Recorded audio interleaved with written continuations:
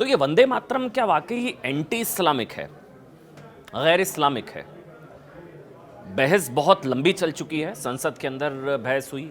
कुछ लोगों ने कहा साहब कि जो माँ जन्म दे, पालन पोषण करे, उसकी वंदना में किसी को क्या प्रॉब्लम हो सकती है? वंदे मातरम मतलब मातृभूमि की वंदना।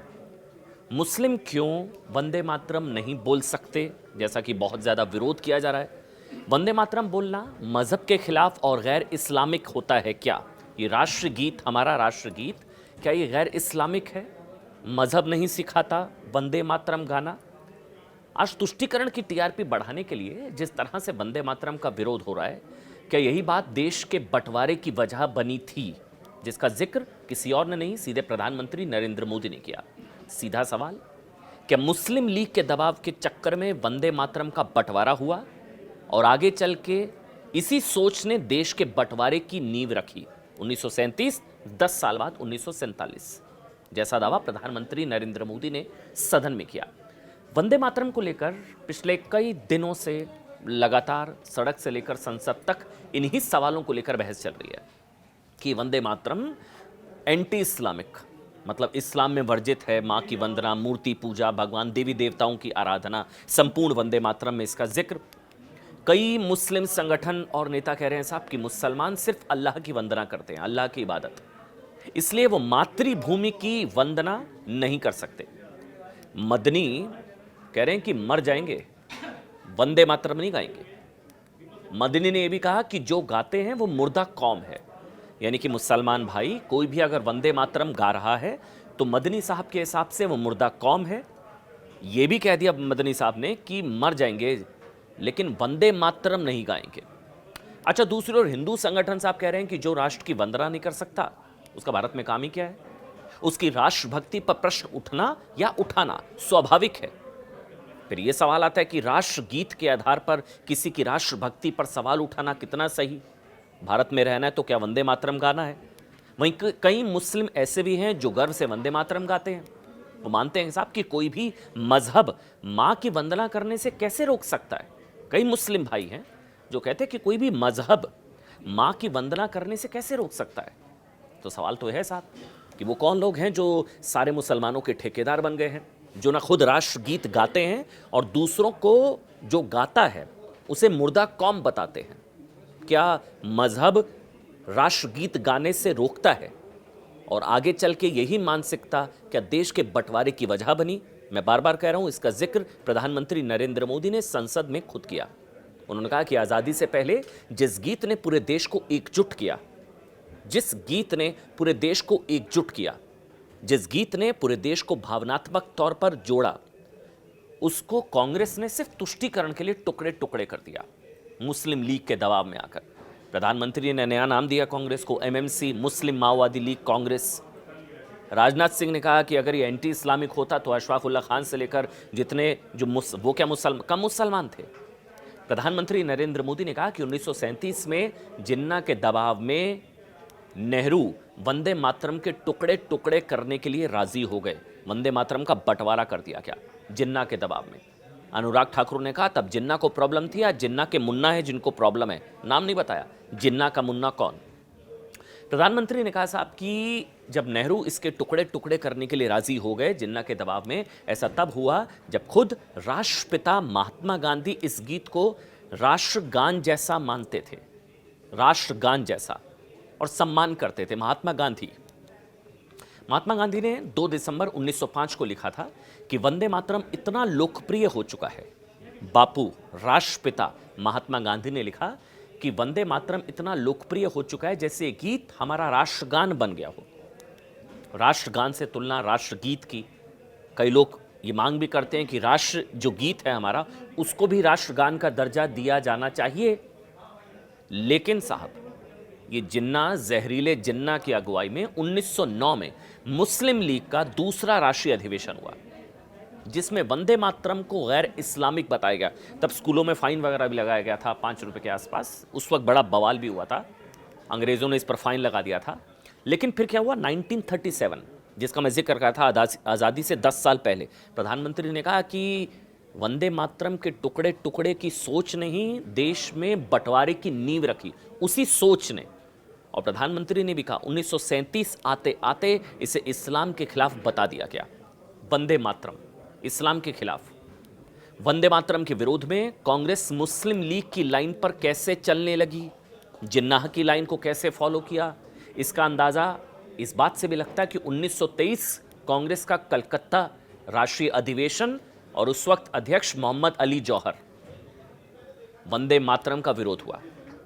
वो वंदे मातरम शुरू होते ही मंच छोड़कर चले गए। दोबारा से सुनिए, उस वक्त अध्यक्ष मोहम्मद अली जौहर वंदे मातरम शुरू होते ही मंच छोड़कर चले गए। 17 मार्च 1937 को मोहम्मद अली जिन्ना ने कहा कि मुसलमानों को वंदे मातरम स्वीकार नहीं है, मुसलमान वंदे मातरम स्वीकार नहीं करेंगे। तो नेहरू ने अक्टूबर 1937 को सुभाष चंद्र बोस को चिट्ठी लिखी। इस चिट्ठी का जिक्र सदन में भी हुआ। यह चिट्ठी नेहरू ने लिखी सुभाष चंद्र बोस को 1937 अक्टूबर। बोस को चिट्ठी में लिखा कि वंदे मातरम मुसलमानों को भड़का सकता है। यह चिट्ठी किसी और की नहीं, नेहरू की चिट्ठी बोस को, वंदे मातरम मुसलमानों को भड़का सकता है। और फिर नेहरू की अध्यक्षता वाली एक समिति ने तय किया कि कांग्रेस के कार्यक्रमों में वंदे मातरम के सिर्फ 2 छंद ही गाए जाएंगे, सिर्फ 2 छंद, बाकी के 4 नहीं। उसको इस्लाम विरोधी बताया गया कि मुसलमान ये नहीं गा सकते हैं। और वंदे मातरम हमारे राष्ट्र गीत का यहीं पर हुआ बंटवारा, उसके टुकड़े टुकड़े किए गए, सिर्फ 2 छंद ही गाए जाएंगे। इसी के बाद वंदे मातरम के कुल 6 छंद में से, 6 पदों में से 4 को एक तरह से आप कह सकते हैं डिलीट कर दिया गया, छोटा कर दिया गया। जिन्ना के दबाव में, मुस्लिम लीग के दबाव में, तुष्टीकरण के चक्कर में कांग्रेस के अधिवेशनों में इसके सिर्फ 2 पद गाए जाते थे। इसका असर यह हुआ 1937 में वंदे मातरम के टुकड़े टुकड़े होने के 10 साल बाद देश के टुकड़े टुकड़े हो गए। इसी 2 चीजों को प्रधानमंत्री नरेंद्र मोदी ने भी जोड़ा। वंदे मातरम के टुकड़े टुकड़े वाली सोच ने ही देश के बंटवारे की नींव रखी। 1937 1947 10 साल के अंदर ही देश के टुकड़े टुकड़े हो गए। देश को जोड़ने वाला गीत टूटा तो देश भी एकजुट नहीं रह पाया, क्योंकि वंदे मातरम में जिस तरह मातृभूमि के लिए प्रेम की बात की गई, उसे सांप्रदायिक दृष्टि से देखा गया, आज भी देखा जा रहा है। आज भी अखिलेश यादव की तरफ से कहा गया कि सांप्रदायिक पॉलिटिक्स नहीं अलाउ करेंगे, वंदे मातरम पर बहस को सांप्रदायिक। प्रियंका वाड्रा ने कहा कि ये क्या गैर जरूरी मुद्दा है। अखिलेश यादव ने कहा कि गाने से ज्यादा निभाना जरूरी है साहब। उस वक्त भी कहा गया कि सांप्रदायिक दृष्टि से देखने का विरोध होता तो मातृभूमि के टुकड़े संभवतः नहीं होते हो, तो भारत आज भी अखंड होता। इसी बात को लेकर बीजेपी को कहने का मौका मिलता है कि ऑपरेशन सिंदूर के वक्त सरेंडर मोदी चिल्लाने वाले राहुल के पड़नाना ने जिन्ना के आगे सरेंडर कर दिया था। जिन्ना के आगे सरेंडर किया, घुटने टेक दिए थे, तुष्टीकरण। प्रियंका वाड्रा अभी भी कह रही हैं साहब कि वंदे मातरम पर चर्चा की जरूरत ही क्या है। वंदे मातरम के साथ विश्वासघात क्यों हुआ?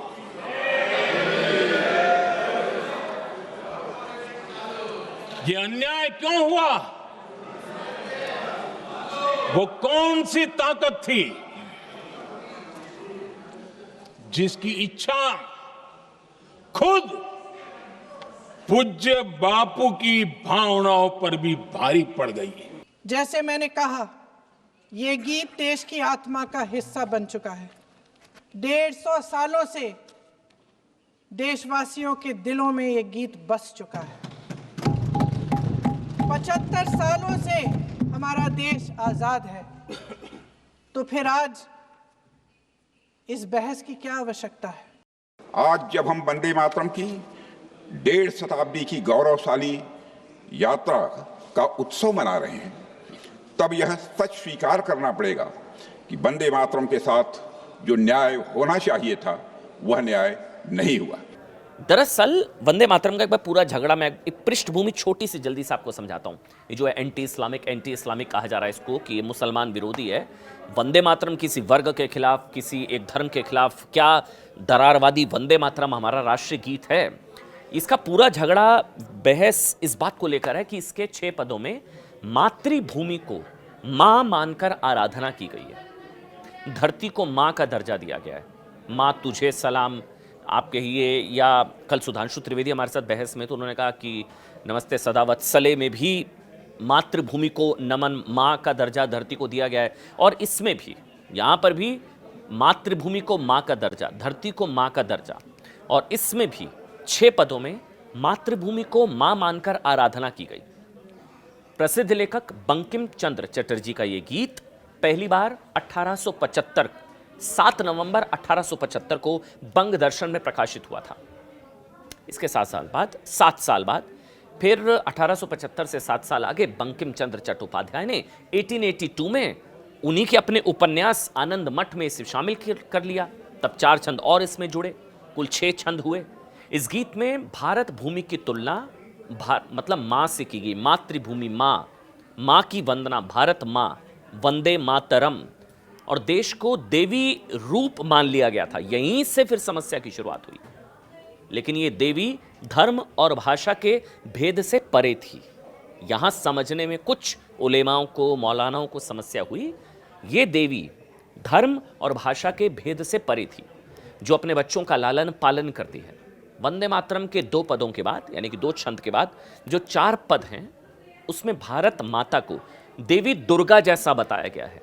देवी दुर्गा मतलब पहले 2 पदों में भारत माता का रूप एक आम माँ का है, लेकिन बाकी के 4 पदों में भारत माता एक ऐसी देवी है जिसमें दुर्गा जैसी शक्ति है। बाकी 4 पदों में भारत माता ऐसी देवी के रूप में बताया गया है जिसके पास विद्या की देवी सरस्वती जैसा ज्ञान है। ठीक, विद्या की देवी सरस्वती जैसा ज्ञान, धन की देवी लक्ष्मी जैसा ऐश्वर्य, और शक्ति की देवी दुर्गा की तरह दुष्टों का विनाश करने की शक्ति। यहीं से मान लिया गया कि वंदे मातरम में बुत परस्ती है। मुसलमानों से हिंदू देवी देवताओं की आराधना के लिए उन्हें मजबूर किया जा रहा है राष्ट्र गीत के बहाने, और वो तो मतलब हराम है इस्लाम में। बुत परस्ती, मूर्ति पूजा, ये इस्लाम के खिलाफ पूजा की बात करता है। इस गीत में जन्मभूमि को माता की तरह देखने का विचार वैदिक परंपरा वाला है। मतलब जैसे आप समझिए कि जैसे ऋग्वेद में कहा गया कि पृथ्वी माता है, हम उसके पुत्र। वाल्मीकि रामायण में कहा गया है जननी जन्मभूमिश्च स्वर्गादपि गर्यसी, यानी जन्मभूमि स्वर्ग से भी बढ़कर है। महाभारत में कहा गया है कि धरती माता की तरह महान है। भारत के इसी विचार को वंदे मातरम में व्यक्त किया गया। यही वजह है 1905 में जब अंग्रेजों ने बंगाल का विभाजन किया तो ये गीत अंग्रेजों के खिलाफ राष्ट्रीय चेतना और भारतवासियों की सामूहिक पहचान का प्रतीक बन गया। इसी का जिक्र प्रधानमंत्री ने भी किया। मतलब आप समझिए, अंग्रेजों के बीच खौफ का दूसरा नाम था ये राष्ट्रीय गीत, हमारा वंदे मातरम। किसी धर्म से नहीं था इसका लेना देना। अंग्रेज इस बात की शक्ति पहचान गए और बांटो और राज करो नीति के तहत जहरीले जिन्ना को समझा दिया कि ये गीत तो तुम्हारे खिलाफ है, ये गीत तो इस्लाम के खिलाफ है, ये गीत तो मुसलमानों के खिलाफ है। इसी वजह से पहले वंदे मातरम को कम्युनल बताया गया, फिर 1937 में उसको छोटा कर दिया गया, टुकड़े टुकड़े कर दिए गए, वंदे मातरम के टुकड़े टुकड़े कर दिए गए, उसी का बंटवारा कर दिया गया। इसके बाद 1947 में देश के टुकड़े टुकड़े, और आज भी वंदे मातरम का विरोध ये कहकर हो रहा है कि इसमें मुसलमानों की धार्मिक भावनाएं आहत होती हैं। आरोप यहां तक है कि कांग्रेस सरकार में संसद में वंदे मातरम का गान बंद किया जा चुका था। इसलिए 1975 में जब वंदे मातरम के 100 साल पूरे हुए, तब तो देश में आपातकाल था, तब तो इसकी चर्चा तक नहीं हुई। लोग कहते हैं कि अगर मोदी आज देश के प्रधानमंत्री नहीं होते तो संभवतः वंदे मातरम के 150 वर्षों का इस तरह से गौरव गान या इस तरह से जश्न मनाया भी नहीं जा रहा होता। देश का लोकतंत्र इमरजेंसी की जेल में कैद था जब 100 वर्ष पूरे हुए थे वंदे मातरम के। और अब यूपी महाराष्ट्र में जब अनकट वंदे मातरम गाने की बात कही जा रही है, संपूर्ण वंदे मातरम महाराष्ट्र में, तो इसका ये कहकर विरोध हो रहा है साहब कि किसी को देशभक्ति साबित करने के लिए वंदे मातरम वाला सर्टिफिकेट मांगना सही नहीं है उससे। लेकिन कई हिंदू संगठनों का कहना है कि जिनके लिए मजहब का स्थान देश से ऊंचा है, हमेशा सवाल उठता है ना कि आपके लिए देश बड़ा या धर्म। जिनके लिए देश से बड़ा धर्म था वो तो 47 में चले गए। जिनके लिए धर्म से पहले देश था, सेकुलरिज्म, देश का संविधान, देश सबसे ऊपर, मातृभूमि, देश की माटी सबसे ऊपर, वो तो रुके हैं। मतलब जिस मजहब का स्थान देश से ऊंचा है, उनकी निष्ठा तो खुद ही सवालों के घेरे में है। वंदे मातरम गाने वालों को मुर्दा कौम बोलने वाले मदनी ने कहा कि मर जाएंगे लेकिन वंदे मातरम नहीं गाएंगे। मतलब मातृभूमि का वंदन, धरती को माँ का दर्जा देकर उसे नमन, उसका वंदन। लेकिन सवाल है कि क्या वाकई वंदे मातरम इस्लाम विरोधी है, एंटी इस्लामिक है? इसी को लेकर आज प्रधानमंत्री नरेंद्र मोदी ने क्या कुछ कहा सदन के अंदर, वो भी सुनिए। नेहरू जी कहते हैं, मैंने वंदे मातरम गीत का बैकग्राउंड पढ़ा है। नेहरू जी फिर लिखते हैं, मुझे लगता है कि ये जो बैकग्राउंड है इससे मुस्लिम भड़केंगे। नकाब ये पहना गया, चोला ये पहना गया, ये तो सामाजिक सद्भाव का काम है। लेकिन इतिहास इस बात का गवाह है कि कांग्रेस ने मुस्लिम लीग के सामने घुटने टेक दिए। दुर्भाग्य से कांग्रेस की नीतियां वैसी की वैसी थी है, और इतना ही नहीं, आईएनसी चलते चलते एमएमसी हो गया है। वंदे मातरम के साथ हुए सबसे बड़े इसी विश्वासघात की कहानी प्रधानमंत्री नरेंद्र मोदी ने देश को सुनाई। राष्ट्रीय गीत वंदे मातरम के 150 साल पूरे होने के मौके पर संसद में वंदे मातरम की चर्चा की शुरुआत प्रधानमंत्री ने की। लगभग 55 मिनट के भाषण में मोदी ने पूरा देश को निचोड़ बता दिया। वंदे मातरम की रचना से लेकर तुष्टीकरण की टीआरपी बढ़ाने के लिए उसके टुकड़े टुकड़े कर देने का जिक्र, ये सब कुछ बताया कि जिस वंदे मातरम की गूंज से अंग्रेजी सरकार हिल गई और उसके खिलाफ कांग्रेस ने कैसे जिन्ना के आगे सरेंडर कर दिया। मोदी ने कहा कि आज जब हम वंदे मातरम के 150 वर्ष मना रहे हैं, तब हमें नई पीढ़ियों को उस विश्वासघात के बारे में बताना चाहिए जिसका सामना वंदे मातरम ने किया। प्रधानमंत्री ने कहा कि महात्मा गांधी ने 2 दिसंबर 1905 को लिखा कि वंदे मातरम इतना लोकप्रिय हो चुका है जैसे हमारा राष्ट्रगान बन गया हो। इसके बावजूद तुष्टीकरण की टीआरपी बढ़ाने के लिए वंदे मातरम के टुकड़े टुकड़े कर दिए गए। प्रधानमंत्री ने कहा कि मुस्लिम लीग वंदे मातरम का विरोध कर रही थी, लेकिन उसका जवाब देने की बजाय नेहरू ने बोस को चिट्ठी लिखी, जिसका जिक्र मैंने शुरुआत में भी किया कि मैंने वंदे मातरम की पृष्ठभूमि पढ़ी है और मुझे लगता है कि मुसलमानों को भड़का सकता है। कोट अनकोट नेहरू ने जो चिट्ठी लिखी बोस को। ऐसा करके कांग्रेस ने जिन्ना और मुस्लिम लीग के आगे घुटने टेक दिए। लेकिन इस फैसले के पीछे सामाजिक सद्भाव का नकाब पहना दिया गया। इसी वजह से धीरे धीरे कांग्रेस इंडियन नेशनल कांग्रेस से मुस्लिम लीग माओवादी कांग्रेस हो गई। प्रियंका वाड्रा ने कहा कि साहब इसकी जरूरत ही क्या है, यह चर्चा बंगाल चुनाव को ध्यान में रखकर हो रही है। राजनाथ सिंह ने कहा साहब कि नेहरू की अगुवाई में जिस तरह वंदे मातरम के टुकड़े टुकड़े किए गए, वो अन्याय एक गीत के साथ नहीं, देश की भावना के खिलाफ था, देश के साथ था। अनुराग ठाकुर ने कहा कि उस वक्त जिन्ना परेशान था, आज जिन्ना के मुन्ना परेशान है। अगर वंदे मातरम एंटी इस्लामिक होता तो अशफाक उल्लाह खां जैसे आज़ादी की लड़ाई लड़ने वाले वंदे मातरम का गायन नहीं करते। सुनिए। माननीय सभापति जी, वंदे मातरम राष्ट्रभक्तों के लिए, वंदे मातरम हम राष्ट्रभक्तों के लिए एनर्जी है, और कुछ लोगों को इससे एलर्जी है। अब एलर्जी वालों को तो हम कुछ कर नहीं सकते।